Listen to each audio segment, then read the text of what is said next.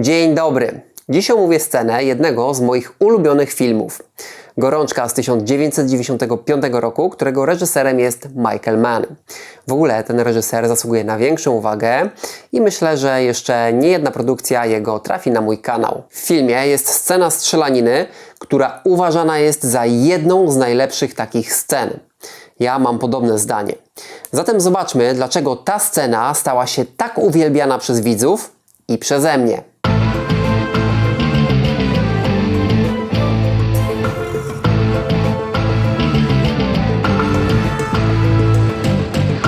Przede wszystkim ta scena jest wyzbyta z niepotrzebnego upiększania. Nie znajdziemy w niej wspaniałej filmowej muzyki, zwolnionego tempa, nietypowych ruchów kamery czy zabawy kolorem. Nie będzie tego wszystkiego, bo cały film utrzymany jest w poetyce realizmu. Są w nim ludzkie historie, które większość widzów może znać oraz bohaterowie, w których większość widzów odnajdzie swoje cechy. Reżyser w możliwie najbardziej prosty sposób pokazuje postaci. Można powiedzieć, że stosuje starą szkołę języka filmu, operując kadrami, pokazywaniem bohaterów na ekranie, czy dalej w montażu i dźwięku. Wszystkie przedstawione wydarzenia w filmie mogłyby zaistnieć w rzeczywistości. Jak widzicie, jest to kino, które nie upiększa historii i stara się jej nie stylizować. Oczywiście, takie kino realizmu to też pewien styl kina. Takie podejście do filmu od początku było zaplanowane przez twórców. Every aspect of the story, no matter how seemingly small, had to be really authentic, which meant that the actors portraying those aspects of the story had to be authentically really incredible actors. I w tym kontekście chcę omawiać sekwencję napadu na bank, która dzieli się na scenę samego napadu oraz scenę strzelaniny na ulicach Los Angeles. Na początku trzeba mocno zaznaczyć, że cała sekwencja jest przedstawiona bardzo realistycznie. Aktorzy sprawiają wrażenie, jakby nie udawali, a znali się na fachu kreowanych przez siebie postaci. Reżyser podkreślał, że ważne było, aby aktorzy przeszli szkolenie na strzelnicy. Dzięki temu widz nie ma poczucia umowności ich gry na ekranie. Aktorzy na planie poruszają się jak zawodowcy. Some of the actors thought they knew how to handle weapons and they were, disabused of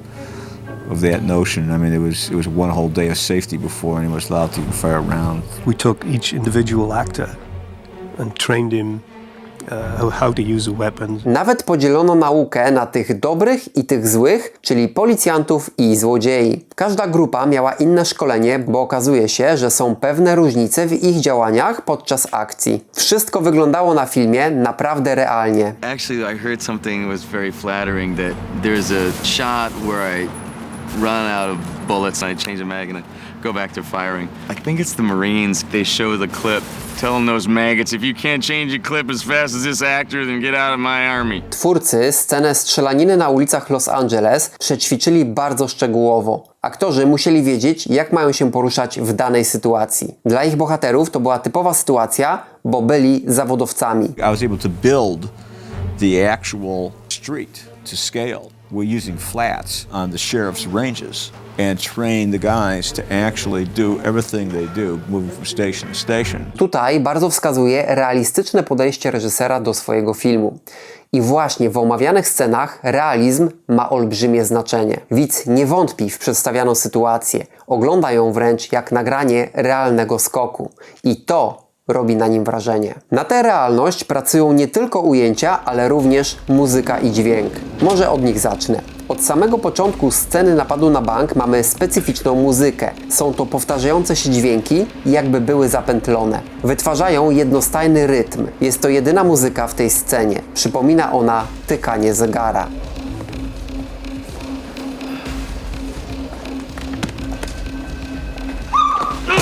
W napadzie napastnicy liczą się z czasem. On jest istotny, bo muszą zdążyć przed policją. Ten specyficzny podkład muzyczny podkreśla ważność i napięcie sytuacji.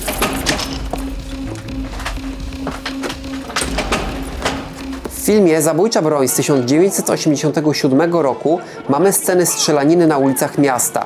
Film, mimo wielu elementów komediowych, pokazuje sceny akcji dosyć realistycznie. Jednak w tym przypadku reżyser Zabójczej broni nie uzyskał tego efektu, co reżyser Gorączki, bo sceny zawierają muzykę, która podkreśla akcję, buduje ją inaczej niż w filmie Manna.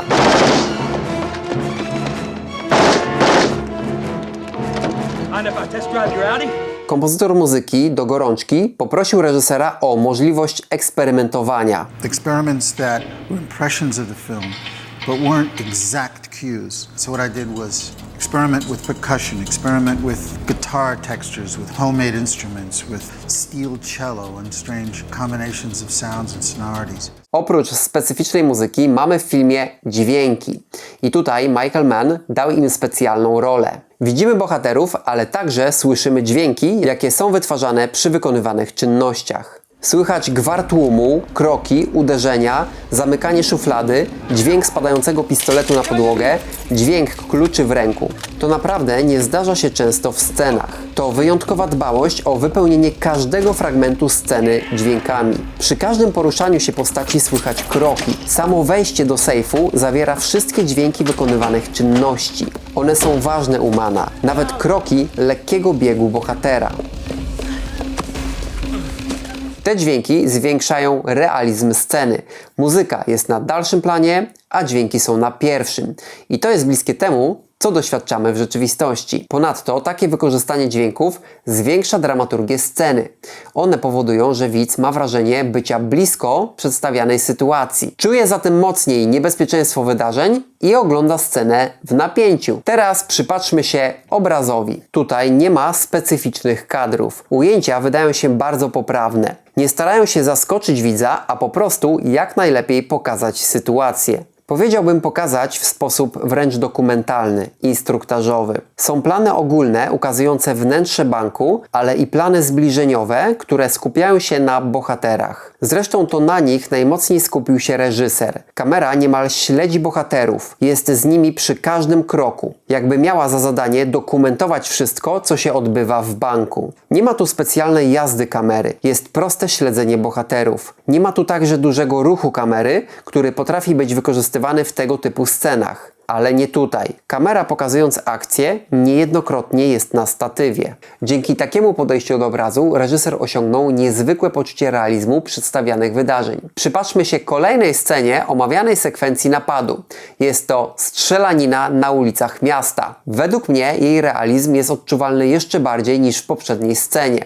Na to składa się wiele czynników, jak choćby gra aktorska, ale omówię tylko te związane z obrazem i dźwiękiem. Należy powiedzieć, że muzyka, którą widz poznał w poprzedniej scenie napadu, jest tutaj kontynuowana. Nic się nie zmienia, mamy stały rytm, ale nie jest to nudne. Wręcz przeciwnie, ta muzyka hipnotyzuje widza. Sprawia, że zwraca uwagę na inne elementy i przez to bardzo zbliża się do pokazywanej sytuacji. Muzyka ustaje wraz z pierwszym trupem i co ważne, nie ma jej już do końca sceny. Tak, ta scena nie zawiera podkładu muzycznego.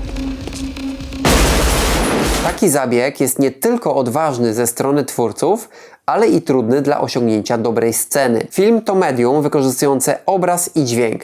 Wiele wspaniałych scen zawiera wspaniałą muzykę, która potrafi podkręcić emocje widza. Tutaj jej nie ma. Reżyser zatem postawił na dźwięki jeszcze bardziej niż w poprzedniej scenie. Tym razem ich zadaniem jest być swoistym podkładem muzycznym, z którego zrezygnował. Podczas kręcenia sceny strzelano ślepakami i wytwarzał się olbrzymi huk z uwagi na budynki dookoła, które wyolbrzymiały hałas. Pierwsza zaprezentowana ścieżka audio wykonana na etapie postprodukcji nie spodobała się reżyserowi, który stwierdził, że potrzebuje tego realnego hałasu, jaki wydobywał się podczas strzelania ślepakami przy nagrywaniu. Mann nie chciał nic sztucznego, chciał te realne dźwięki strzałów między budynkami.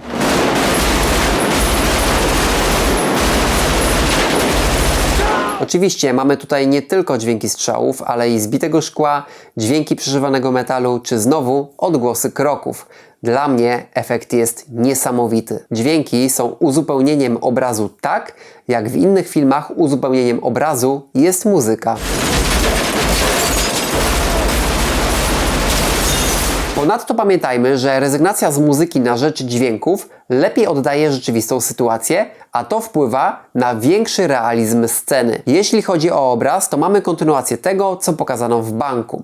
Kamera otrzymała zadanie śledzić bohaterów, nie oceniać ich, a jedynie pokazywać. Na moim kanale omawiam różne zagadnienia związane z filmowymi technikami realizacji. Opisuje na przykład specyfikę zdjęć filmu Matylda z 1996 roku, czy Speed, niebezpieczna prędkość z 1994 roku. Tam konkretne prowadzenie kamery nadało nowy sens danym scenom. W Gorączce Michaela Manna nie mamy specjalnych zabiegów. Kamera pokazuje bohaterów i to, co się dzieje. Przeważają zbliżenia, które mają za zadanie dać widzowi poczucie bycia blisko postaci i blisko całej akcji. Aktorzy zostali nauczeni, jak mają się poruszać i strzelać. Zdjęcia skupiają się właśnie na nich, bo oni stanowią dużą siłę filmu. Są realni, a poetyka filmu tego wymaga. Nie mamy szybkich ruchów kamerą czy specyficznych najazdów. Mamy niemal statyczne kadry, kamera nieraz umieszczona jest na statywie. Znowu z takiego filmowania